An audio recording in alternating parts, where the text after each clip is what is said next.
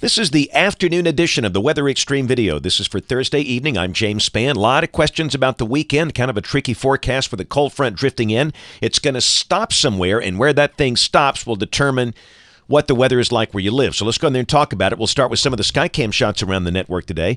First off, coming from Birmingham. Sky there partly sunny. That's the Fayette Skycam. A few broken cumulus clouds around there, and the Gadsden Skycam looks like a rain shower off in the distance. We have a few scattered storms in progress today.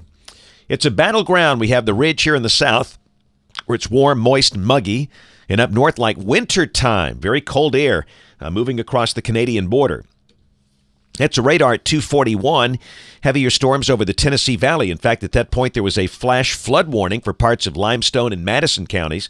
Showers today moving from west to east, and we'll keep a chance of those going through tonight.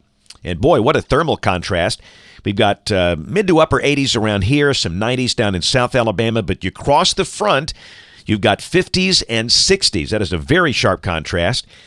And again, it's a slow process. The ridge is holding tight. It's not going to rush through here. It's only going to creep in here tomorrow and Saturday.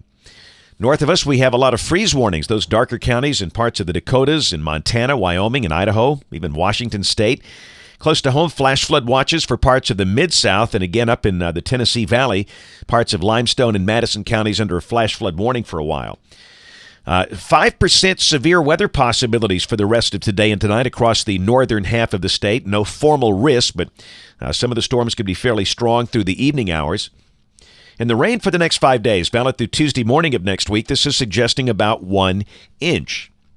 And the tropics are getting somewhat interesting. We have a new tropical depression and a disturbance pretty close to Florida. So a lot to talk about here. First off, this is Tropical Depression 6.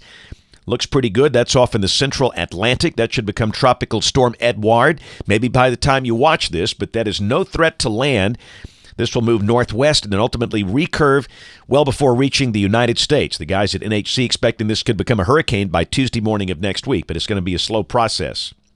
Of course, this is the one that interests us, this Invest number 92L, which is over the northern Bahamas, drifting west. That could bring some heavy rain to parts of southern Florida tonight. And interesting modeling. You've got some that bring it in the Gulf and then try and recurve it to the east over southern Alabama. Some keep it well to the south of the Gulf Coast and move it over toward the Texas or Mexican Gulf Coast. The problem is that the winds aloft are going to be harsh down there with time, and the odds of development are not especially high. In fact, you can see most models do not develop this. A few do. None of them ramp it up to a hurricane, so remains to be seen if this can overcome harsh winds aloft in the Gulf. We'll keep an eye on it since it's so close, but at the moment, we don't think that will be a player in our weather. We'll check the GFS, the Global Forecast System. This is valid tomorrow at 1 o'clock local time. This is at 500 millibars, the 12Z run. Cold trough over the Great Plains, 591 heat bubble here across the Deep South. And the cold front is stalled out roughly along Interstate 40. At that 540 thickness line, almost down to Omaha, Nebraska. Very chilly up there, like wintertime. But down here, another day with warm and muggy conditions. The high should be in the mid to upper 80s. A chance of scattered showers and storms, not a washout. This is the high-res NAM, valid at 7 o'clock tomorrow evening. And this is when the high school football games kick off. And again, some of the stadiums could see a shower, so I take the rain gear, but some stadiums will not have rain. It's hit and miss. And that front, again, should be somewhere over the Tennessee Valley tomorrow evening. Now, take a look at Saturday. Back to the GFS, a 1028 high, nosing into the northern part of Alabama. And again, this is suggesting the front makes it all the way down to Montgomery by midday Saturday. And if that's right, Saturday afternoon should be dry for the northern half of the state. I think the day could start off with clouds statewide, maybe some morning drizzle or showers. But again, by afternoon, if this is right, the sky becomes partly sunny with no rain from Birmingham, Tuscaloosa, Anniston, south.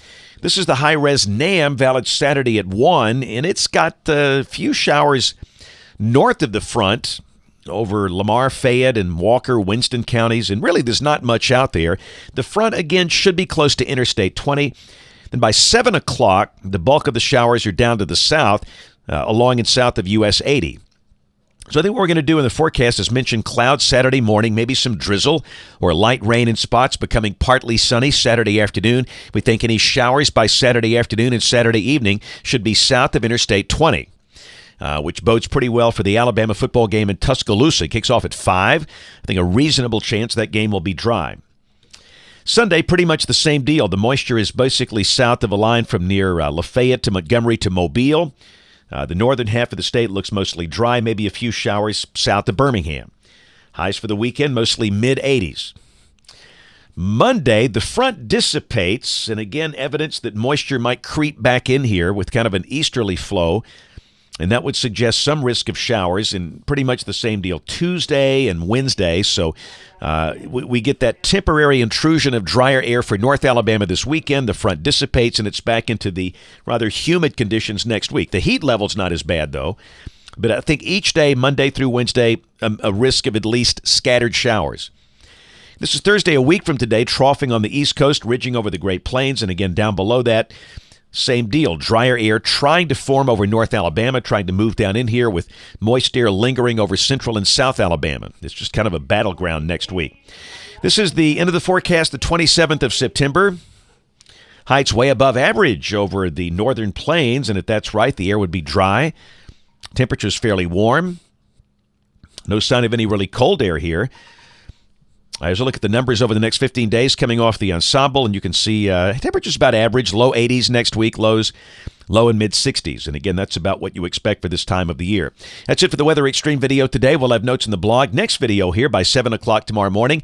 If you can, catch us this evening on the live stream of the television side, ABC 3340 News, at 4, 5, 6, and 10 o'clock. Thanks for watching. Have a great evening, and God bless.